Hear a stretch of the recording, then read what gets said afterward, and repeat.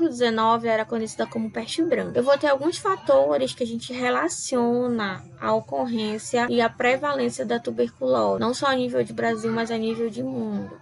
Mas aqui no Brasil a gente tem algumas características bem peculiares, tá? Que são, na verdade, características específicas de países subdesenvolvidos ou países em desenvolvimento, que são características em que a gente não encontra em outros países. Então, os principais fatores relacionados à doença são miséria, processo de urbanização desordenada e a desestruturação do serviço de saúde. Então, países em que eu tenho um grande processo de miséria, aquele processo de urbanização desordenada que é comum a gente encontrar aqui no Brasil, tá? Principalmente em áreas periféricas.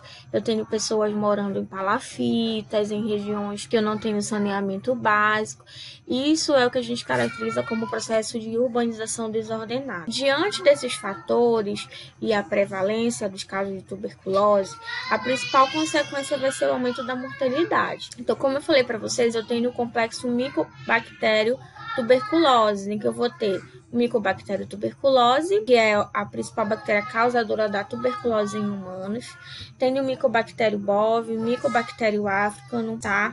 E as outras espécies do gênero Mycobacterium. Entretanto, essas outras espécies, elas não são tão comuns. Já teve casos? Sim, mas geralmente os casos de tuberculose causados por essas outras espécies são mais frequentes em pacientes imunodeprimidos, que são os pacientes que são HIV positivos, tá? Ou que tem alguma outra doença imunodeprimida. As principais características do Mycobacterium tuberculose são características que apresentam bastonetes imóveis, não são esporulados, não são encapsulados, eles têm na composição da parede celular dele a presença de ácido micólico, e a presença desse ácido é importante porque é ele que vai contribuir para a formação do granuloma, e esse granuloma é o que vai proteger a produção das bactérias a nível de pulmão, e aí quando chega um determinado momento ocorre uma explosão desse granuloma, desse nódulo que vai ser formado, e aí eu tenho as bactérias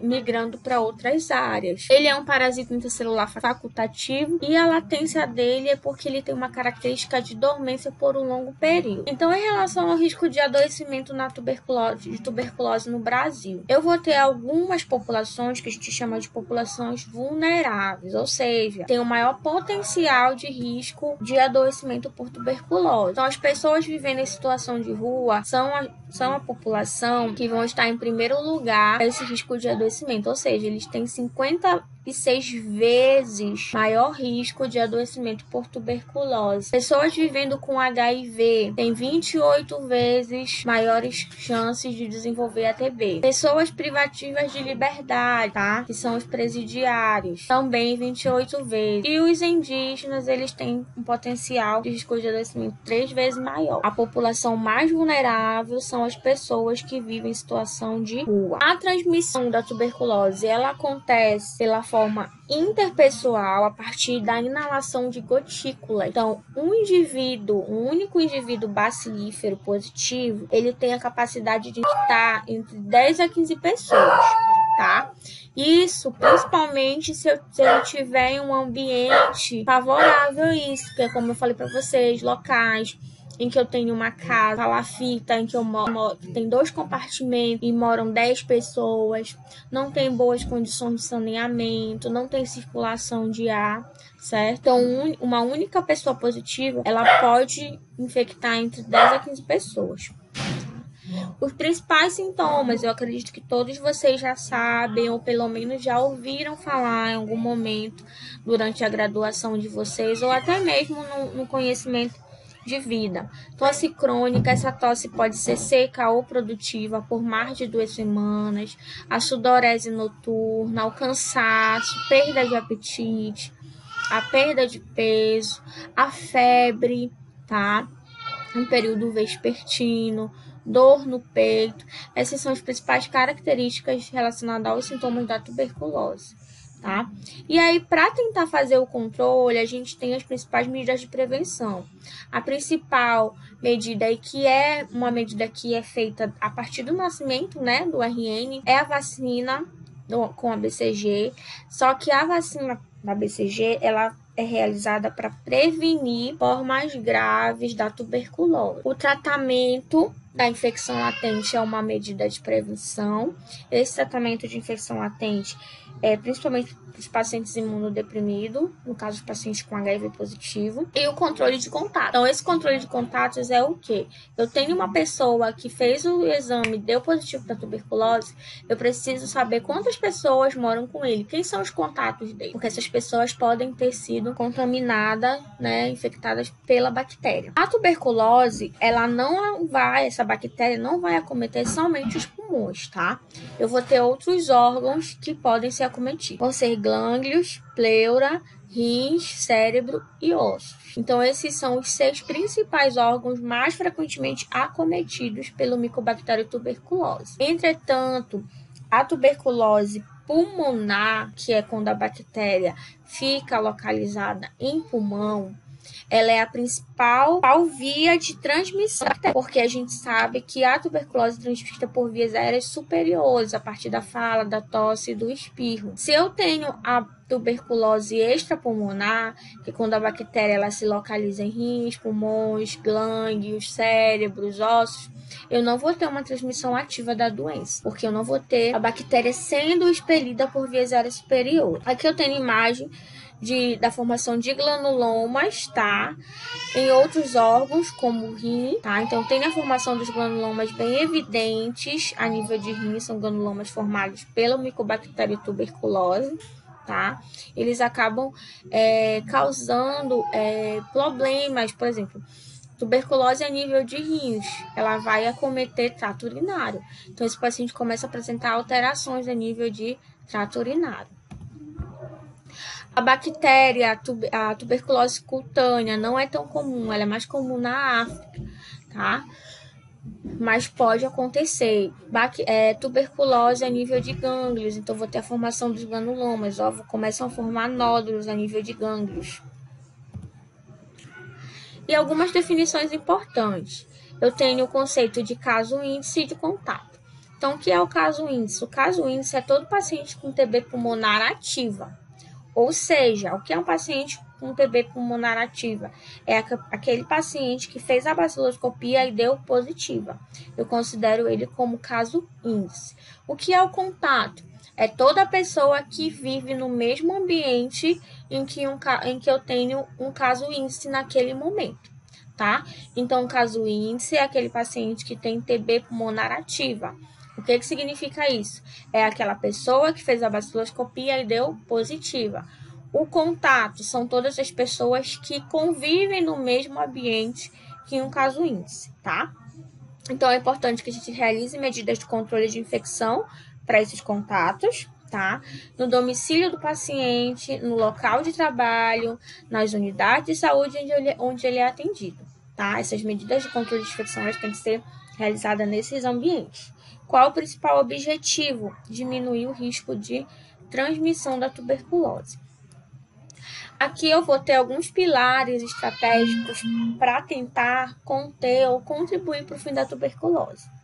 O primeiro pilar, ele é pautado na prevenção e no cuidado integrado e centrado no paciente, tá? Então, ele vai ter 4 características importantes. Primeiro, a realização do diagnóstico precoce, a partir do teste de sensibilidade, tá? Investigação sistemática dos casos e das populações mais vulneráveis, isso é muito importante, porque se eu sei que as populações mais vulneráveis, elas apresentam um índice de contaminação maior, eu preciso fazer um diagnóstico precoce para tentar conter essa transmissão, tá? Tratamento de todos os casos de tuberculose, principalmente aqueles pacientes que são tuberculose droga resistente, ou seja, são aquelas pessoas que iniciaram o tratamento básico, não tiveram um bom resultado, eles acabam apresentando resistência a alguma medicação do esquema e precisam estar mudando o esquema. Quem são esses pacientes que a gente considera multiresistentes ou droga resistente?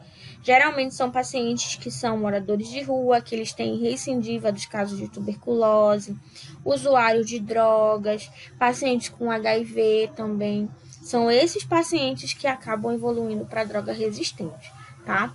A realização de atividades colaborativas nos pacientes que são TB e HIV positivo, assim como fazer o manejo de outras possíveis comorbidades, porque a gente sabe que o paciente que tem HIV, ele acaba desenvolvendo outras doenças secundárias a essa doença de base dele, e são doenças muitas vezes silenciosas. A própria tuberculose é uma delas, tá?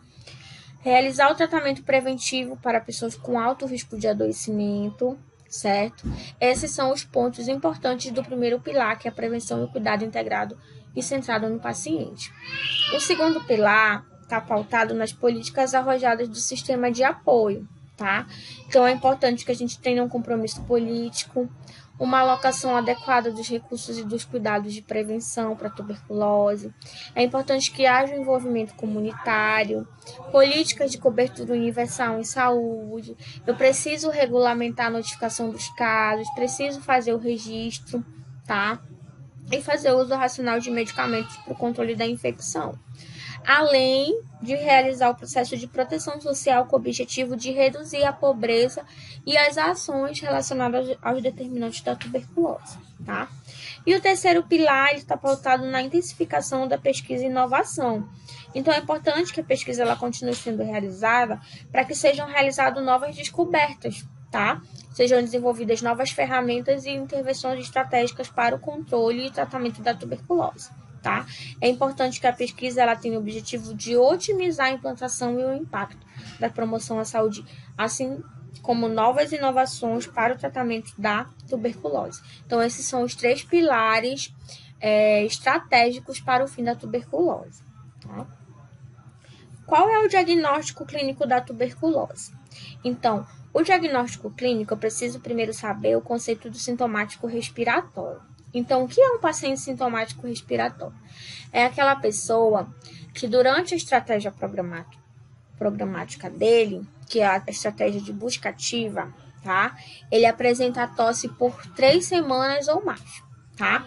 Então, se eu tenho um paciente que ele chega contigo lá na atenção básica para uma consulta, ou o teu ACS for fazer uma visita, e durante essa visita ele fez algumas perguntas e identificou que ele tem uma pessoa que está com tosse por 3 semanas ou mais, então essa é a estratégia de busca ativa.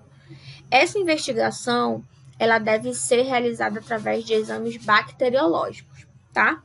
Porque eu tenho que a clínica é soberana.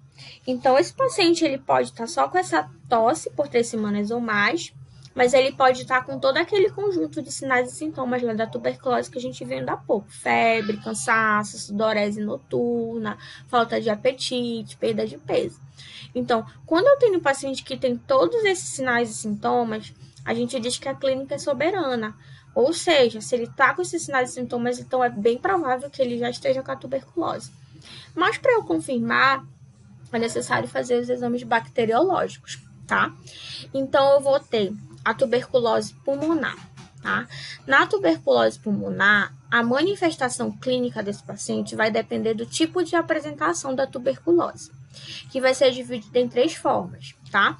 Então, eu tenho a forma primária, a forma pós-primária ou secundária e a forma miliar. Nesses casos, tá? Seja na forma primária, na forma pós-primária ou na fase miliar, os principais sintomas vai ser a tosse persistente seca ou produtiva, a febre vespertina, sudorese noturna e o emagrecimento. Então, esses são os principais sintomas que esse paciente com tuberculose pulmonar, independente da forma que ele se apresente ou que ele se enquadre, ele vai desenvolver esses sinais e sintomas, tá? E aí a gente entende que a clínica é soberana. Mas aí, para eu iniciar o tratamento dele, eu preciso fazer uma confirmação, que é a partir do exame bacteriológico. O segundo tipo de tuberculose é a tuberculose extrapulmonar. Então, nesse caso, os sinais e sintomas, eles vão depender dos órgãos ou dos sistemas que vão estar sendo acometido. O caso de tuberculose extrapulmonar, ele é bem expressivo em pacientes com HIV positivo. É regra? Não. Eu tenho pacientes que não são HIV positivo, mas que apresentam tuberculose extrapulmonar. E aí é bem mais difícil de fazer a investigação, porque o que acontece? Se eu sei que a tuberculose extrapulmonar ela é mais comum no paciente com HIV positivo, e ele já faz a investigação de latência, né, que são os testes de sensibilidade que é o principal teste realizado no paciente com HIV para investigar tuberculose, o médico ele já é bem intuitivo. O paciente com HIV começa a apresentar um quadro de apatia, faz os testes, ele já investiga